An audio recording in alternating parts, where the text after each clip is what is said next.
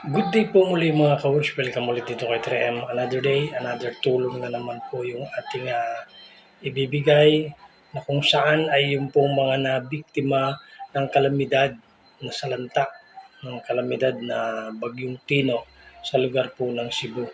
So, isa po si 3M na nagpapaabot ng tulong at pagpaumanhin nyo po at maliit lamang po pero pag pinagsama-sama naman po ang mga tulong ay marami po at sa ganun ay marami din po ang matutulungan. Kaya naman po muli si 3M po ay magpapadala po ng 1,000. Kaya pag paumanhin nyo po sa nakayanan ni 3M, pero sabi nga ay maliit man ay malaking bagay na sa mga nasalanta ng bagyo.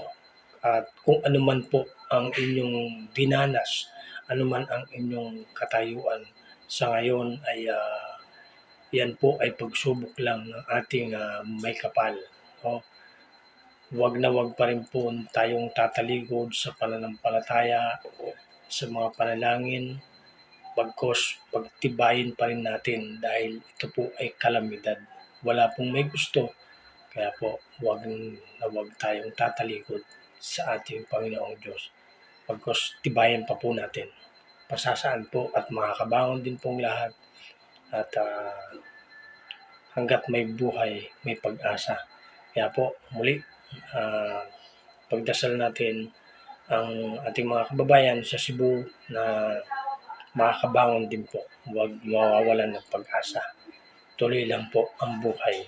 Kaya naman po, at sa isang araw po ay makakarating na po ito at ito po ay pagtitipon-tipunan para may pamahagi sa lahat ng nangangailangan po, lalong-lalo na sa Cebu na kung saan ay napakarami po ang nasalanta at mga iba ay naulila, nawalan ng mahal sa buhay. Kaya naman po, isa po si 3M sa nakikirami po sa mga namatayan.